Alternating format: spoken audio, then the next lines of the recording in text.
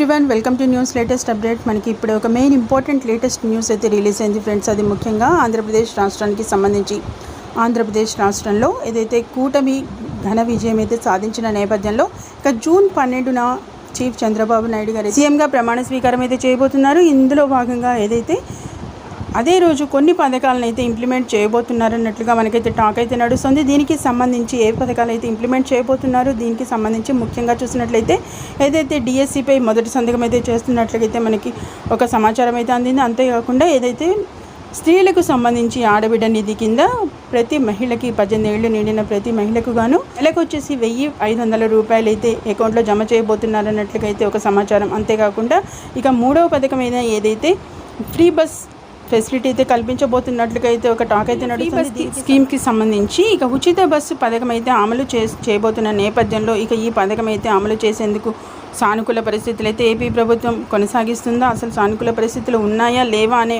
అంశాలపై అయితే డిస్కషన్ అయితే జరుగుతుంది. ఈ నేపథ్యంలో అధికారులు అయితే ఒక నిర్ణయానికి అయితే రాబోతున్నారు.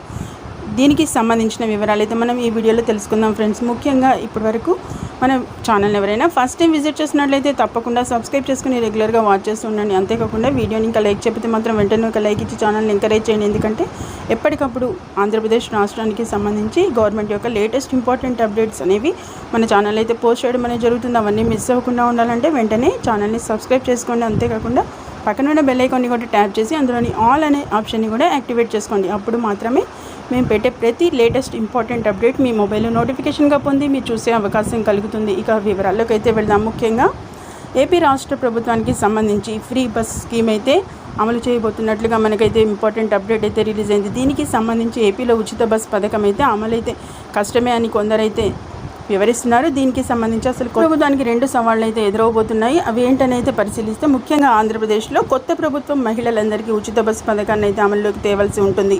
అయితే ఈ పథకం ఇప్పట్లో అమలు అవ్వదని అయితే తెలుస్తోంది. దీనికి 2 ప్రత్యేక కారణాలు అయితే కనిపిస్తున్నాయి. ముఖ్యంగా అవేంటో కూడా మనం ఇప్పుడు తెలుసుకుందాం. తెలంగాణలో కాంగ్రెస్ ప్రభుత్వం అధికారంలోకి వచ్చిన వెంటనే మహిళలకైతే ఉచిత బస్సు పథకాన్ని అయితే అమలు చేసింది. ఇక ఫలితంగా సిటీలోనే కాకుండా పల్లెల్లో కూడా మహిళలు బస్సుల్లో అయితే ఉచితంగా ప్రయాణిస్తున్నారు. ఇక ఏపీలో 12న ఏదైతే జూన్ 12న కొత్త ప్రభుత్వం అయితే కొలువు తీరబోతోంది. అయితే ఆ రోజు లేదా ఆ తర్వాతి రోజు ఈ పథకాన్ని అయితే అమలు చేసే అవకాశం లేదని అయితే నిపుణులు అయితే చెబుతున్నారు. ఇక ఇందుకు గాను 2 ముఖ్య ప్రధాన అంశాలు అయితే సవాలుగా కనిపిస్తున్నట్లుగా కూడా వివరించారు. ఇక తెలంగాణలో ఉచిత బస్సు పథకాన్ని తెచ్చినప్పుడు ఆటో డ్రైవర్లు అయితే ఆందోళనకైతే దిగారు. దీనివల్ల తమ పొట్ట కొట్టారని అయితే వారంతా ఆగ్రహం అయితే వ్యక్తం చేశారు. అంతేకాదు ఇక మెట్రో రైళ్లలో కూడా మహిళా ప్రయాణికుల సంఖ్య అయితే తగ్గిపోయిందని సంస్థ నిర్వాహకులే ఇక స్వయంగా అయితే చెప్పడం అనేది జరిగింది. ఇక ఏపీలో మెట్రో రైళ్లు లేవు కాబట్టి ఇక మహిళలు ఎక్కువగా బస్సులు లేదా ఆటోల్లో ప్రయాణించబోతున్న నేపథ్యంలో ఉచిత బస్సు ప్రయాణ స్కీమ్ తెస్తే కనుక ఇక అక్కడ కూడా ఆటో డ్రైవర్లు అయితే ఆందోళనకైతే దిగే అవకాశాలు ఉన్నాయన్నట్లుగా అయితే పేర్కొంటున్నారు. ఈ నేపథ్యంలో ఇప్పుడు ఇలా జరిగితే కనుక ఇక ఒకవేళ ఆటో డ్రైవర్లు సమ్మె నిర్వహించినట్లయితే అలా జరగకుండా ఆటో యూనియన్లతో ప్రభుత్వం అయితే చర్చలు అయితే జరపాల్సి ఉంటున్న నేపథ్యంలో ఇక వారి భవిష్యత్తుకు గాను తగిన భద్రత హామీ ఇచ్చిన తర్వాత మాత్రమే ఈ పథకాన్ని అయితే అమలులోకి తెస్తారన్నట్లయితే నిపుణులు అయితే చెప్తున్నారు.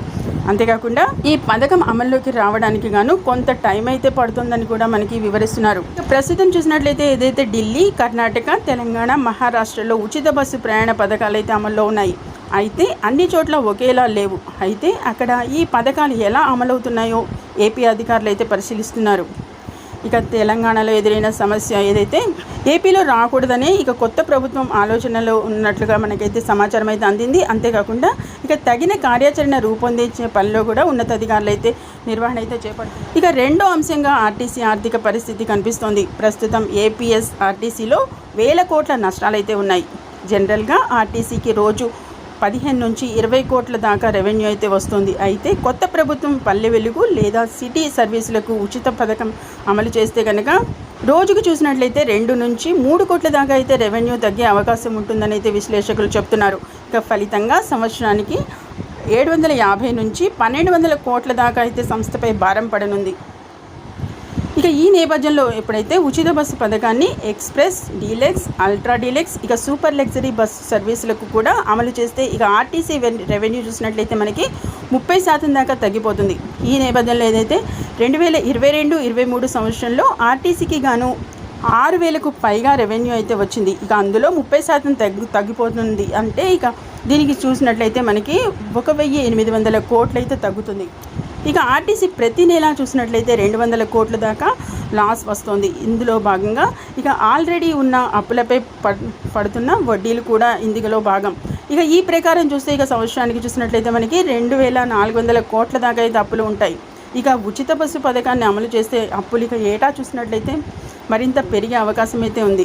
4,000 కోట్లు దాటే ప్రమాదం అయితే కనిపిస్తుంది. ఈ నేపథ్యంలో ఇక ఈ నష్టాన్ని భర్తీ చేయడం ప్రభుత్వానికైతే ఒక పెద్ద భారమే అవుతుంది. అందువల్ల ఉచిత బస్సు పథకాన్ని వెంటనే అమలు చేసేయకుండా అన్ని లెక్కల్లోకి తీసుకున్న తర్వాత ఇక పూర్తిగా పరిశీలించి అప్పుడు మాత్రమే ఇక అమలు చేస్తారని అయితే తెలుస్తుంది ఫ్రెండ్స్.